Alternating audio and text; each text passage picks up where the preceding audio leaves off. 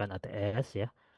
Jadi kita mulai lagi masuk materi perkuliahan di minggu ini. Oke, pada minggu ini ya sebelum kita mulai materinya mungkin kita akan lihat ya RPS. RPS apa yang mungkin teman-teman pelajari yang bisa teman-teman dapatkan pada materi minggu ini atau hari ini ya. Oke, kita lihat di sini kita sudah masuk minggu 10 ya, ataupun dalam perkuliahannya adalah materi minggu 8 ya. Oke, ya minggu 8 sampai 9 itu ATS dan di sini kita masuk ke minggu 10 di kalender akademik dan bagian materinya adalah materi minggu ke-8. Jadi apa yang kita pelajari pada pagi hari ini yaitu manajemen hubungan pelanggan pada industri pengiriman dan industri perkapalan ya. Jadi mulai dari pelayanan ya, bagaimana kita melayani ya bagian industri pelayaran ini seperti apa dan bagaimana pengiriman barang dan peran CRM di sana bagaimana implikasinya ataupun penerapan CRM di dalam jasa pengiriman ya. Jadi inilah yang perlu teman-teman pelajari pada hari ini. Oke, mungkin kita mulai saja ya untuk materinya karena ada pembagian, ada 3 materi yang nanti akan dibagi dalam sesi hari ini. Jadi materinya dibagi jadi 3 pembahasan inti ya nanti yang akan saya paparkan. Oke, kita mulai saja untuk perkuliahan kita ya. Untuk materi yang pertama itu ada di bagian pengiriman ya sebenarnya. Oke,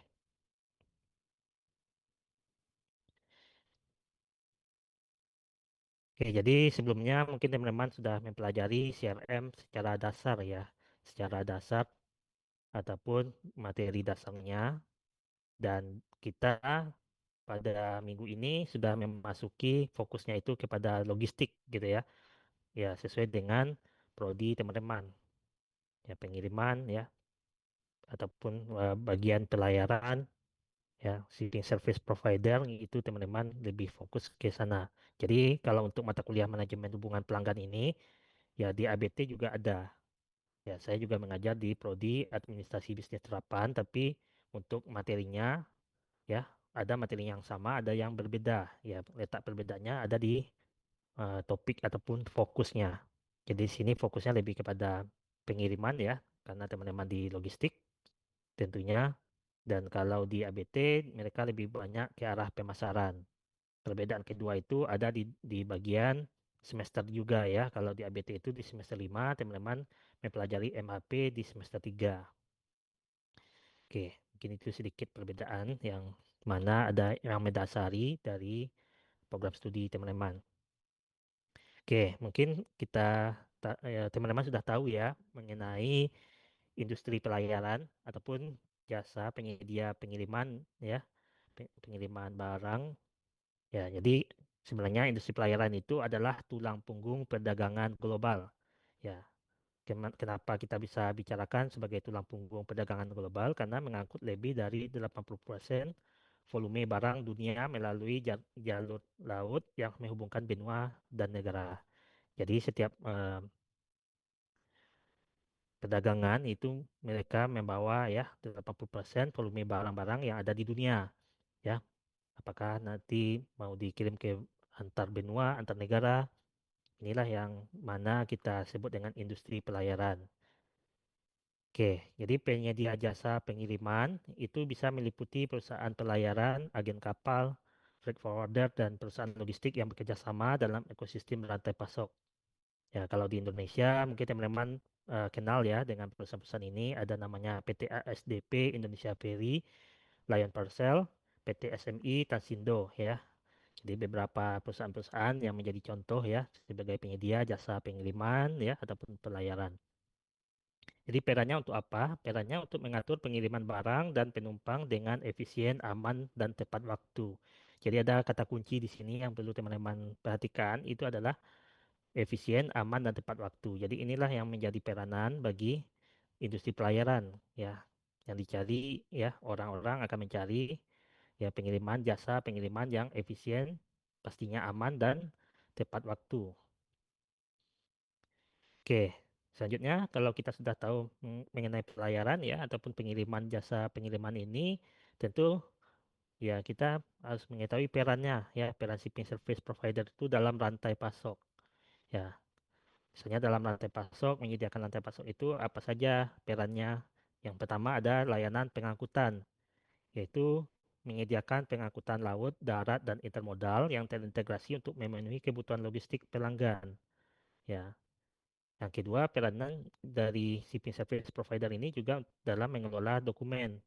Misalnya dokumen kepabeanan ya, perizinan, administrasi kompleks untuk kelancaran proses ekspor impor. Dan yang ketiga, peranannya untuk menghubungkan bisnis ya, sebagai jembatan komunikasi dan koordinasi antara pemilik barang ataupun dengan kapal dan pihak terkait lainnya. Jadi ini menghubungkan ya antar atau menjembatani, mengkoordinasikan ya antara pemilik barang dan pihak-pihak lain yang terkait. Yang keempat, peranan shipping service provider ini untuk jaminan keamanan ya supaya pengiriman itu bisa aman, tepat waktu dan memiliki kualitas ya sesuai dengan standar internasional. Oke, ini adalah peran-peran yang mana terdapat pada shipping service provider ya. Fokusnya itu dalam rantai pasok. Oke, kenapa industri pelayaran itu penting? Karena merupakan jantung perdagangan dunia. Ya, untuk diketahui bahwa lebih dari 11 miliar ton kargo diangkut melalui jalur laut setiap tahunnya, ya, menghubungkan produsen dan konsumen di seluruh penjuru dunia. Ya, kenapa ini penting? Ya, karena disinilah letak pentingnya ataupun letak poinnya ya, sebagai jantung perdagangan dunia. Karena ada beberapa 11 miliar ton ya kargo diangkut melalui jalur laut tiap tahun. Oke, baru kita memasuki ya yang mata kuliah kita yang mana Customer Relationship Management. Ya, sebenarnya CRM itu bagaimana di industri pelayaran ya. Jadi CRM di industri pelayaran itu membantu memahami kebutuhan pelanggan yang beragam dan kompleks. Ya, mulai dari pengiriman retail hingga kargo industri besar. Jadi dengan fungsi utamanya yaitu mendukung personalisasi layanan, komunikasi yang efektif, dan penanganan keluhan cepat untuk membangun kepercayaan jangka panjang. Jadi dalam industri pelayaran itu CRM itu berperan untuk eh, membantu ya memahami kebutuhan pelanggan serta juga tujuannya adalah untuk kepercayaan jangka panjang. Ya, kalau kita ingin membangun kepercayaan jangka panjang di industri pelayaran, maka kita harus menerapkan CRM yang efektif ya. Kasusnya ya sebagai contoh PT SMI Tasindo berhasil meningkatkan hubungan dengan pelanggan besar seperti PT Itochu Indonesia melalui implementasi sistem CRM yang terintegrasi. Jadi melalui sistem CRM yang terintegrasi itu bisa meningkatkan hubungan antar perusahaan ya. Jadi menciptakan hubungan yang baik untuk jangka panjang ya. Oke. Jadi manfaat CRM di shipping service provider ini yaitu yang pertama kepuasan pelanggan. Tentu ya kalau kita bicara tentang CRM sebagai dasarnya yang teman-teman sudah pelajari itu manfaatnya adalah kepuasan pelanggan. Ya, dalam shipping service provider ini bisa kita lihat ya karena dengan layanan yang disesuaikan dengan preferensi kebutuhan spesifik setiap pelanggan bisa menciptakan pengalaman positif. Ya, jadi CRM itu bisa melakukan personalisasi pelanggan sehingga setiap-tiap pelanggan itu bisa kita memberikan perlakuan yang berbeda. Ya, kenapa demikian? Karena setiap pelanggan ataupun individu itu pasti ada punya kebutuhan ataupun preferensi yang berbeda juga. Ya, jadi kita sesuaikan ya pelayanan kita dengan apa yang mereka butuhkan. Ya, yang mana mungkin teman-teman sudah pelajari nilai-nilai yang ada di CRM ya. Nilai apakah nilai proses, nilai yang lain ya, mungkin seperti pengiriman cepat ya, mereka butuhnya yang pengiriman cepat atau harga yang murah. Maka kita sesuaikan dengan apa yang mereka inginkan. Selanjutnya, manfaat dari CRM ini untuk shipping service provider ini adalah otomatisasi komunikasi.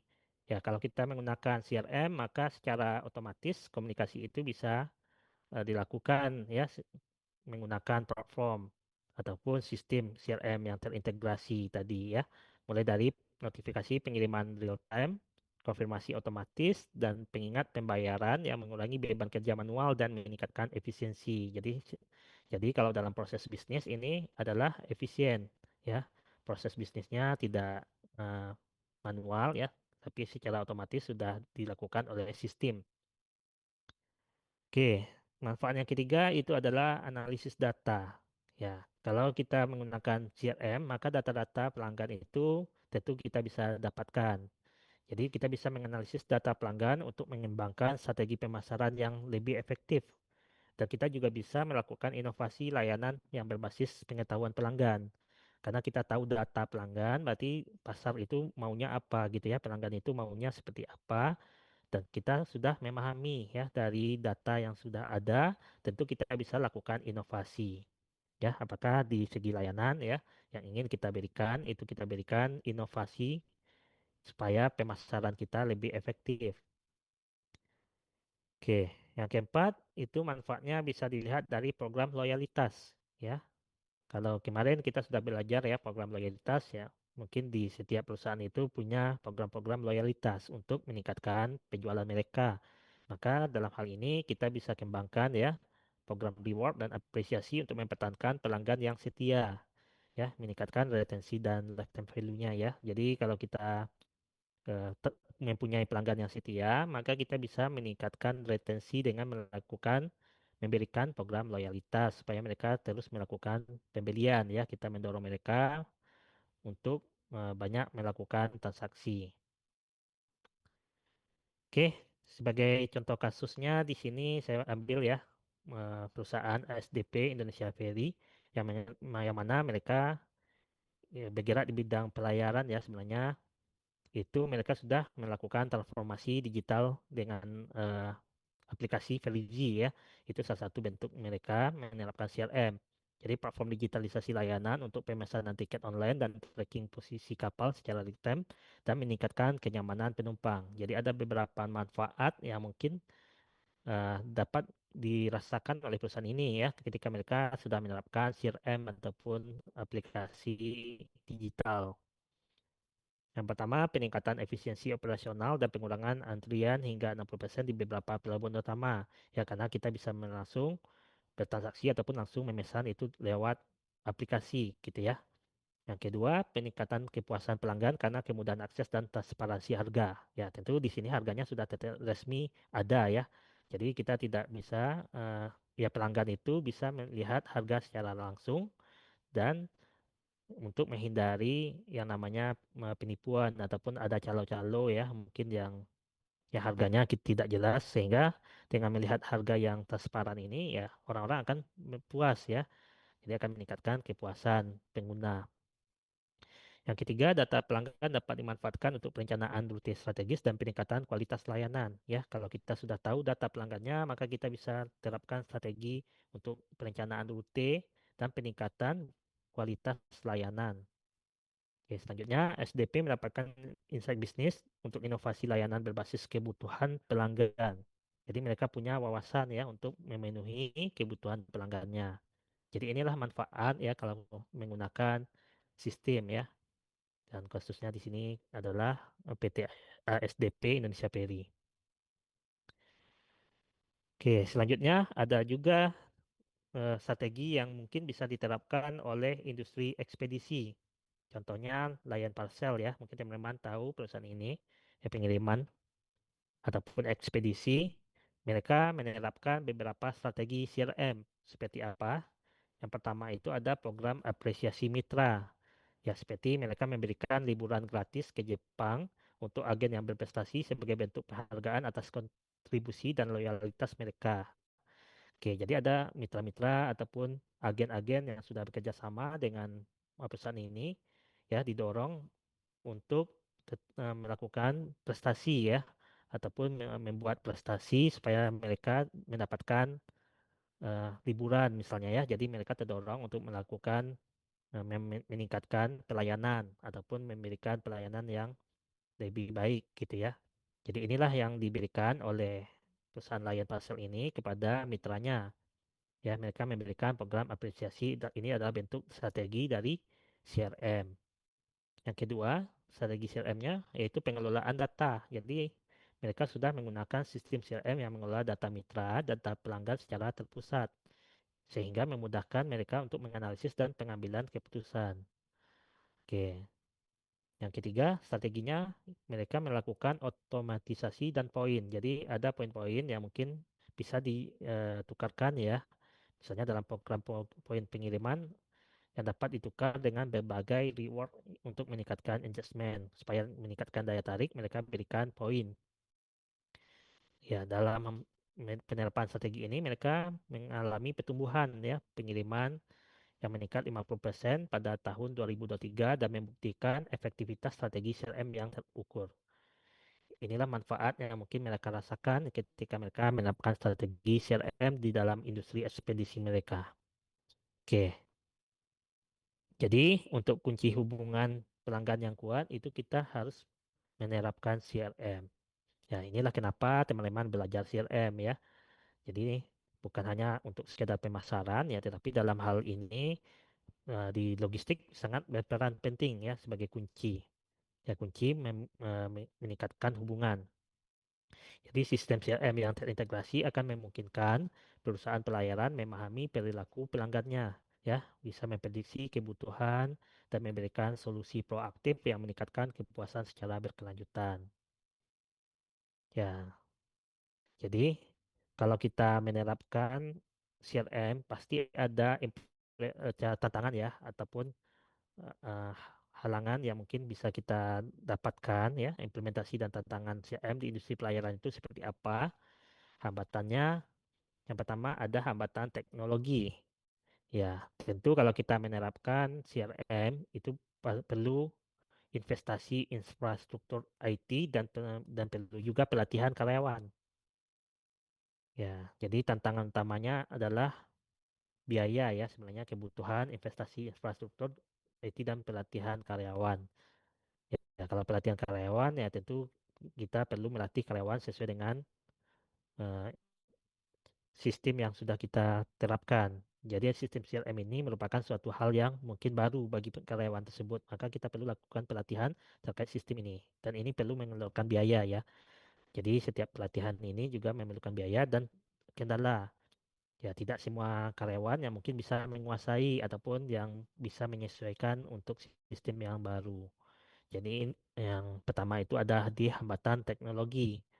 Tantangannya bagaimana suatu perusahaan itu bisa melewati ya, bisa melatih karyawannya, bisa memenuhi ya kebutuhan biaya dalam pengoperasian ataupun menjalankan sistem ini. Oke, yang kedua tantangannya itu ada segmentasi B2B dengan B2C. Jadi penting penyesuaian strategi CRM sesuai karakteristik pelanggan bisnis B2B yang kompleks dan konsumen individu B2C. Jadi perlu ada penyesuaian ya, karena dalam strategi CRM pasti akan berbeda sesuai dengan karakteristik pelanggannya. Kalau karakteristik B2B mungkin beda dengan karakteristik B2C. Jadi harus ada perlakuan yang berbeda. Di sini merupakan tantangan CRM. Yang ketiga, metode agile yaitu menggunakan metode agile dalam pengembangan sistem CRM untuk memastikan respon cepat terhadap perubahan kebutuhan dan inovasi berkelanjutan. Jadi harus cepat ya. Tantangannya suatu perusahaan itu pasti harus bisa respon dengan cepat terhadap perubahan-perubahan yang ada, baik itu perubahan kebutuhan ataupun perubahan teknologi ya. Jadi misalnya ada perubahan kebutuhan pelanggan yang awalnya mungkin tidak seperti ini misalnya, tetapi tiba-tiba ada perubahan misalnya perilaku pelanggan, maka kita sebagai perusahaan industri pelayaran itu harus cepat ya, harus respon cepat terhadap perubahan tersebut. Oke, tentu di sini juga kita juga harus selalu melakukan inovasi secara berkelanjutan ya, supaya bisa memenangkan persaingan. Oke, yang keempat tantangannya pengukuran efektivitas. Jadi kalau kita menerapkan CRM ya tentu kita harus mengukur apakah sudah sesuai ya, apakah sudah efektif diterapkan atau tidak. Maka dilakukan evaluasi. Evaluasi kinerja CRM itu menggunakan beberapa metrik ya seperti Net Promoter Score atau NPS dan Customer Satisfaction Index atau CSI untuk perbaikan berbasis data. Ya misalnya ada masalah ya, misalnya ada kurang efektif, maka kita lakukan evaluasi dan perbaikan. Oke, mungkin ini adalah tantangan-tantangan di industri pelayaran ya. Oke, selanjutnya bagaimana kita menerapkan CRM itu di CP Service Provider. Jadi bagaimana langkah praktisnya? Itu yang pertama, tentu kita lakukan identifikasi dan segmentasi kebutuhan pelanggan ya. Kita kelompokkan pelanggannya, kita identifikasi kebutuhannya ya berdasarkan volume pengiriman, preferensi layanan untuk pendekatan yang lebih tepat sasaran. Ya, setelah kita melakukan identifikasi dan segmentasi, maka kita lakukan personalisasi layanan. Jadi kita sesuaikan komunikasi dan layanan dengan profil masing-masing pelanggan untuk menciptakan pengalaman unik yang meningkatkan kepuasan. Jadi setiap orang itu pasti memiliki karakteristik yang berbeda-beda. Begitupun dengan pelanggan ya. Pelanggan itu pasti ada kebutuhan mereka yang berbeda-beda ini, maka kita bisa menciptakan pengalaman yang unik gitu ya sesuai dengan profil masing-masing pelanggan tadi. Ini yang kita maksud dengan personalisasi layanan.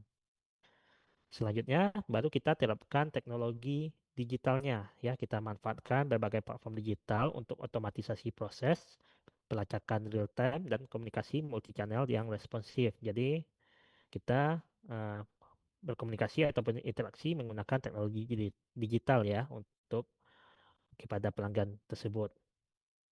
Selanjutnya, langkahnya itu program loyalitas. Maka kita berikan eh, program loyalitas ya kepada orang-orang yang sudah mungkin setia ya, pelanggan-pelanggan yang sudah setia eh, berbisnis dengan kita, sehingga dengan ini ya mereka lebih terdorong untuk melakukan pembelian kembali ya.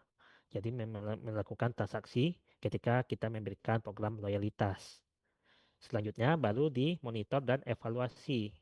Jadi kita pantau metrik kinerja secara berkala dan lakukan perbaikan berkelanjutan berdasarkan feedback pelanggan dan analisis data. Jadi inilah langkah-langkah ya penerapan CRM di CP Service Provider yang mana dimulai dari identifikasi hingga evaluasi gitu ya.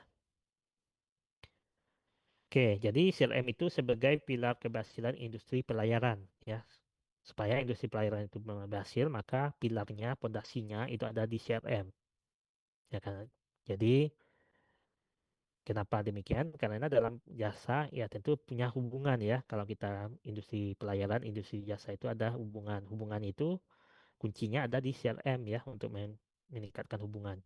Jadi industri pelayaran sangat bergantung pada hubungan baik dengan pelanggan untuk sustainability dan pertumbuhan jangka panjang. Yang kedua, keunggulan kompetitif ya, supaya kita bisa unggul dalam persaingan atau dengan kompetitor kita, maka perlu meningkatkan kepuasan melalui CRM.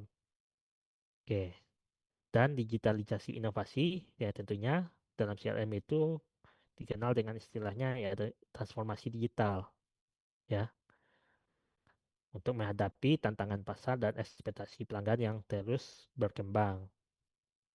Jadi di kasus misalnya di Indonesia tadi ya, kita bisa lihat perusahaan-perusahaan tadi membuktikan efektivitas CRM dalam meningkatkan performa bisnis dan membangun loyalitas pelanggan.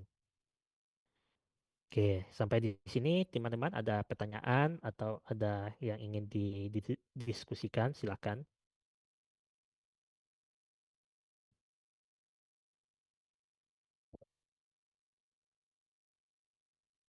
Oke, tidak ada.